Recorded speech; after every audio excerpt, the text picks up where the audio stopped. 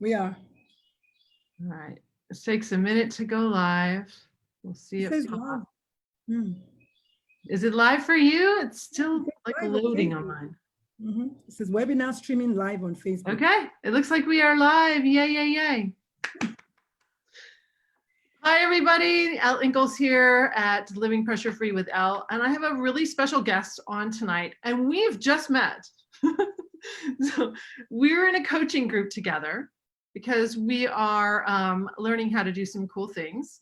And I caught a blog of yours. That's how I first, Dr. Lulu, that's how I first was like, okay, I need to share this. So I want to introduce you to my friend, Dr. Lulu. She is a trauma specialist and she has an interesting background. So can you tell us a little bit about yourself? So it's 51 years. How much time do we have again? I like to some say, highlights here for I us. know, I like to say I was born, I'll make it easy, 10 seconds. I was born, bred, buttered, and slightly burnt in Nigeria. Simple, that's it. So I'm from the motherland, and I currently live in San Antonio, Texas, which is why it's still daylight out here. And I'm just living life like it's golden, baby. You know, what are you gonna do? Just Beautiful. fucking, yeah, pretty much. So when did you come to the States? In 94, December of 94, was when I came for my residency. I'm a pediatrician, I'm a physician, but I specialize in pediatrics, which is children ages 0 to 21. So I did medical school in Nigeria, and then I came here for residency. So I went to Howard University Hospital, HU, you know, in Washington, D.C. Yes. Georgia Avenue, yes, ma'am. One of my clients' daughters goes there right now. Good, good. Very good. cool. And you have a very unique specialty. So you're working right now with trauma, specifically in children? Yes, well, you know, I think what everyone has a history of trauma in their lives. Yeah. But as a pediatrician, my primary target audience, yeah, clients are children, kids. And also, and I'm not going to say no one focuses on them, but less of us focus on them. And most people focus on adults, and that is the truth. So as a pediatrician, it was easy to just focus on the teenagers, mainly because of teen suicide. I mean, it's not quite as straightforward as that. But then when you've lived your own life of trauma, and you know how they say you're most poised to serve someone you used to be. So I've had my own fair share of trauma. Everyone has. It's best for you to serve someone you used to be because you know their story. They don't have to tell you anything. You can't come now and tell me anything about living in Australia. I'll be like, but if you say, okay, it's hot, I'll be, okay, I can recognize heat. Okay, what else you guys got? Sun. Okay, I got sun. Rattlesnakes, no, you know what I mean? Desert, yes. So we're connected by our storylines. So I'm totally cool representing someone I used to be. I wanted to go to medical school and then go to law school for one single reason, because I love to talk. I'm good at arguing, but I want to defend doctors. You see, very few lawyers are doctors that want to defend doctors. I don't want a random lawyer to defend me. I need someone who is a doctor, who is best poised, because they already know me. Yes. So that's my explanation. But then after I finished with the Air Force, I was like, law school, MBA, law school, MBA, and then MBA once. I did an MBA. And I'm still thinking about going back to law school because I would love to defend a doctor. I just know that we get the short end of the stick. Everybody thinks that we're all doing so well. Well, there's a reason that doctors have the highest rate of suicide of all the white collar jobs in America, because we're not doing so good. And I know that because we work in the space of suicide. So I still want to be a lawyer. I know. Might happen. Oh, I love it so much.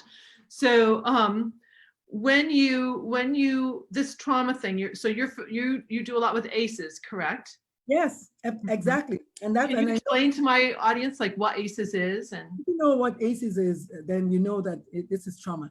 Childhood trauma is the most important thing in the world. Every baby is born weighing 6 to 8 pounds, and then life happens to them. And I say that because a child who bullies another child in school was not born a bully. I only know that because, I mean, it's the work that I do. But also my third book is called What If Your Child is a Bully? Like, yeah, what if?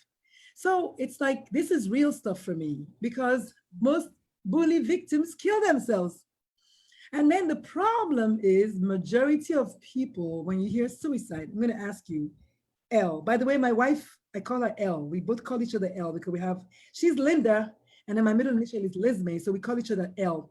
But so if I asked you right now, when you hear suicide, what's the first cause you think, what's the first thing you think happened to the person? Oh, see, I already listened to you on this, so I can't. That's cheating.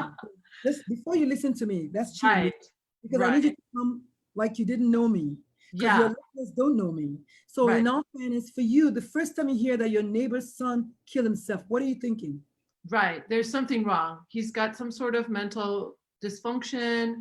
He's gone through something that he just didn't reach out for help. You know, he didn't feel he could reach out for help. There's something there. I love that. I love the second one. He didn't feel he could. A lot of people who are suicidal think that I don't want to bother anybody with my problems. Right. But that's the worst thing you could do, because what does your brain tell you? You're not good enough. That's what your brain tells you all day. I go through this myself every single day. And what do? I push through it because I've been suicidal before. I know I got to the edge and I just didn't jump. But many people jump. And I want people to realize that for those people who do jump, they're asking for three things from you: grace, empathy, and most importantly, compassion. Because I don't know anybody who's living the good life, really, who kills themselves. It's a very brave person that does that. And while I'm not condoning suicide, actually, we're going to write a book. My friend and I are going to write a book called 100 Things to Do Before You Jump. And don't steal that title, because there's always something else you can do. Oh my God, one more thing you can do. Fold your socks again. Take it out and fold it again. I don't care, because the feeling usually passes. I'm not saying it's going to pass in 5 minutes. I'm not going to say it's going to pass in 5 days. I don't know, but it passes. People are not just chronically suicidal. They get a break in between. And what I need you to do is harness those times, those things that make you happy. I love that. It's not a 10-minute talk, but what I wanted to say at the beginning was, most people, when you hear about suicide, the first thought is, oh my God, they were depressed. That is the truth. That is what the news says. Every single Hollywood star that has died, the only thing you hear them say is they probably had some mental illness. They probably had depression. Well, here's the problem with that. If a child is being bullied at school, if a boy is experiencing racism, I'm going to come out and say it, because African-American children aged 5 to 11 are twice as likely as their white counterparts to die by suicide. Why? Most people don't even know that. Right. A child who is going through that kind of systematic racism, what we call epigenetics and transgenerational trauma and post-traumatic slave syndrome, they have a sense of shortened lifespan, baby. Like they feel like, I'm not going to get to be 35. My sons are 15, wait, it's going to be 16, 19 and 22. They have that syndrome because they think they're going to walk out the door and some mad dog is having a bad day and it's going to shock them. It is traumatic. Right, absolutely. What they do is they say, you know what? I'm going to jump first. I'm not going to give you the opportunity to kill me. I'm going to kill myself first. So people who kill themselves are asking you for grace. I'm asking on their behalf. Yes. To look again and ask yourself, what could have happened? Because it's important that you know the root cause. Here's the problem though. You take them to the doctor and they put them on an antidepressant. Right. The side effect of antidepressants is suicidal behavior. Right.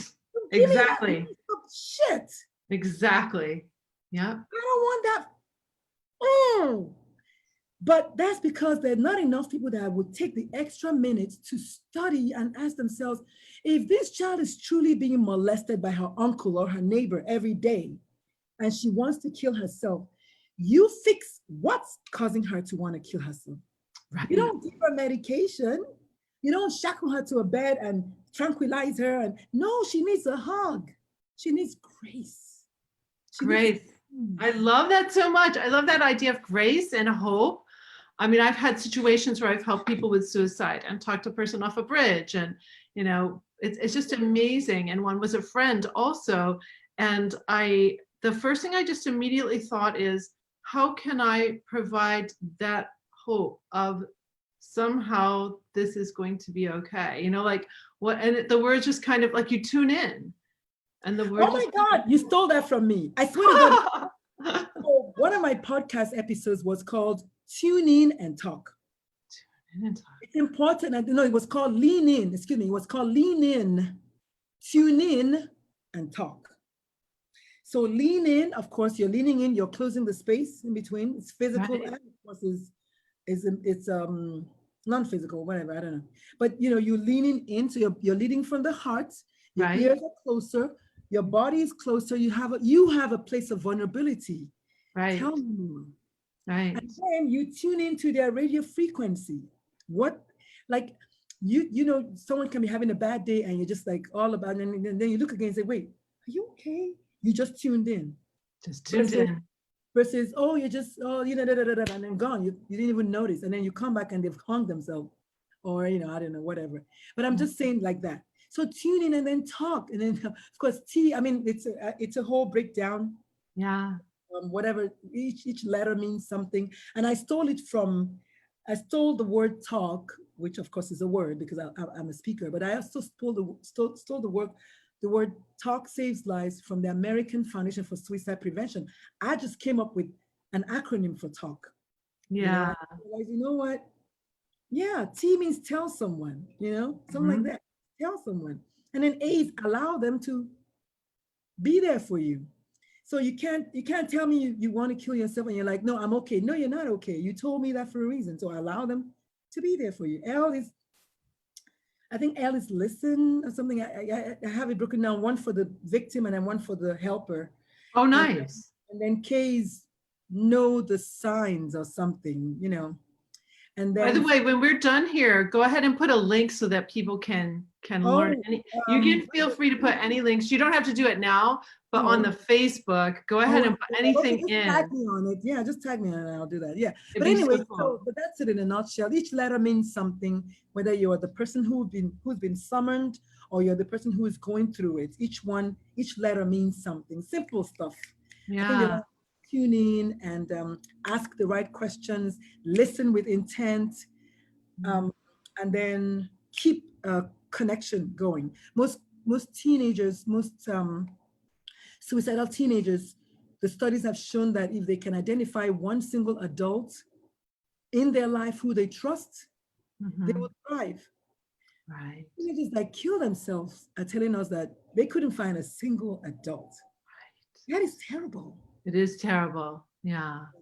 Suicide it's something that it's not and this is the reason I don't watch the videos like George Floyd videos. I don't watch them because I can't take it emotionally because I'm already immersed in every single video of every single child that killed themselves. Yeah, yeah. Oh. Yeah. So the other night I was crying and my son was like, "Mom, are you okay?" I said, "Yes, I'm just reading this girl's last text before she did a Facebook Live and killed herself." I have to literally immerse myself in them so I can represent them post-mortem. Wow. So it's not an easy journey. I'm the only one that I know, me in 7 billion people. I'm the only one I know that quit her job to do this. Wow. Like, have you lost? I said, no, I really haven't. What I'm doing is the ultimate form of preventative medicine. That is the ultimate form of preventive. Right. So, oh my goodness. I love this so much. And I'm thinking one of the people that I helped, she was, her parents were Japanese. She was from Hawaii and her parents were Japanese. And I was the first person other than her nanny that she had until she was about 12 to hug her. I didn't know that. So when she had her issue, when it went down, I was the person in the dorm that she came to. Oh, that's amazing. And that is the most important place to be the one. And then the culture, like you have to listen because she basically felt like her parents said, you can't come back to Hawaii, you need to find a job. She's not even a US citizen. She's in Ann Arbor, Michigan, trying to find a job in a place where she doesn't even have a you know, she doesn't live, she's Japanese, right? And so she couldn't find one. She spent 2 weeks trying to find one for the summer. And she said, I guess I just am not supposed to be here because I can't go home and I can't disappoint my parents. Yes, and It's that's a one culture. one of the symptoms of suicidal behavior is entrapment. You just feel trapped, right? Yeah. And also, there's hopelessness and helplessness. But I'm glad you brought up the Japanese, Asian. Let me just put it that way. I think, yeah, it's Japanese. Yeah, I'm glad you brought that up because in my second book called A Teen's Life, I talk about 12 teenagers. I don't know if I have a copy here. I mentioned 12 teenagers. Okay. I know it's got 6, but it's called A Teen's Life, looking at teens' lives through their struggles. And one of the kids is Asian in the book. It's fictitious, of course, but it's what I call real fiction. Yeah. So what the girl in the story in my book, which is available on Amazon, by the way, is she had an eating disorder. Because most parents forget that children really do love you and they do want love back from you. They want understanding. They want to feel visible. They want to feel seen. And then the parents come and ask me, well, I do this, I do that, I do that, I do that. And then she's so selfish or he's so selfish. And I'm like, and then I asked the girl and the girl said, I just want my mom. I just want my mom, you know? Right. And so a child like that, when they get to that point, there's nothing else to do but to jump. You see why I said you should just give them grace? Because if she kills herself, those same parents, oh, we love our daughter. However, the Japanese, specifically, because you mentioned that, they're one of the few countries in the world that suicide is actually a sign of, it's allowed. I don't know the exact words because I can't remember, but you can actually kill yourself as a sign of, with dignity or something like that. Like the samurai is a big example of those people that you can just take your pill and just you're gone. So the Japanese they believe that, if you can, if you're just going to relieve yourself of your problems, you just see you later. So they do have that. And I don't mean to belittle it. I don't want anybody to say, oh my goodness, but that is a true statement because I did research it. Mm-hmm. So I'm not surprised, that you mentioned that she's Asian. We had a kid jump off the building here at UTSA recently. He was Asian. It's a pretty tough, the whole Confucius, whatever way of life and all that is pretty tough. The girl in my book, who of course is fictitious, her grandmother would just not give her a break with, oh my God, when I was your age, I was so slim, and she wasn't even that big in the story, right? Right. You're great. You have to get straight A's. What do you mean you don't have great straight A's? So she's getting it from everywhere, right? And then are you getting extras? Are you really getting extras? Then she doesn't eat. Then you're not eating. So it's like, what can she do? Yeah. So, and then if you throw in the fact that teenagers have to deal with their peers, which is extreme level of meanness going on in schools, right? Yes. Possibly cyberbullying. And then she already, as an Asian, feels inadequate because they have these issues with their eyes, they have issues with their skin tone and their hair. Oh my God, a lot of things that they're dealing with already personally. Then you throw in adolescence with the hormones. Right. And you can see why a child can easily just say, you know what, I'm done. So I want parents to know that while it's not one single thing that makes you jump, it's a series of events. It does take one inciting event for you to jump. Right. Okay, so it's many things that lead up to that, but usually it's usually a smaller thing. Like, you know what, that's it, I've had it. Mm-hmm. Yes, I had a friend who is from China, and she's one of her daughters was my student for years, and she reached out to me because when the coronavirus hit, her children were being treated really, really scarily, as if they were the reason for the pandemic, And so she reached out to me and she goes, this is very scary for me. She was so afraid for her children's lives, It's so incredible. So I'm so glad that we have met. I'm so glad you're a resource for me. And you know, when we get done here, please drop your links in this feed so that people who come on here, and feel free to share it on your thing. I mean, it's just so incredible what you do and how you help people. And I'm looking forward to doing more with you. There's so many connections, and it's just Absolutely. I mean, totally cool. I appreciate it. This is really nice. I mean, just boom, boom, short and straight to the point. I could talk about this forever. I mean, I literally. I know, me too. Oh my God. Me too. If only people will get it, though, because ultimately I want people to get it. I want people to get it. It's not enough to, I just want people to get it. Yeah. Happy people, they don't kill themselves. They just don't.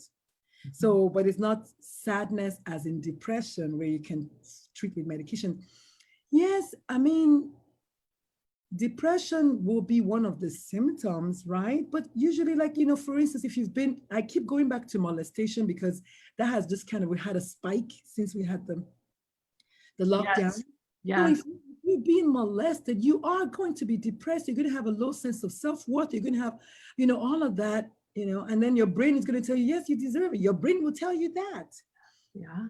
So the antidepressant might help a little bit, but I tell you, you know, if the enemy is a physical person, or if some, like you lost your job, you can take all the antidepressants in the world. Right. Yeah. And like you said, it is a side effect is suicidal thoughts. So, you know, and everyone is different. Oh gosh, we could go on. And so we'll have to come back on again another time, because I feel like it would, and maybe we'll even do a training together that could be really cool for people. I just super want to thank you. Again, put your links in here, and I hope my audience has totally gotten this and loved this as much as I did, because I hope they want more, and then we can come back and do more. Yeah, because there's just, you're going to see people who need a lot of help right now with everything going on and everything we're all going through. You're going to see people who are feeling a lot of loss of self-worth, a lot of confusion, and especially our young people. They just went through the weirdest. The way it is, it's the first of all, the parents are losing their jobs. 40 million people is a lot of people, okay? Yes. Financially strapped. And then, of course, the smart federal government leaves the liquor stores open. So, I mean, I give up. Yeah, right. It's crazy. I mean, I just saw my son share this out. He watched in his own street. Everybody was out of a job, so they were all just drinking and smoking weed all day. Like, I mean, that's not going to help. And there's so much more we can do as human beings. So, well, thank you so much, Dr. Lulu, and we will stay in touch and have a really beautiful night. I will. Thank you so much.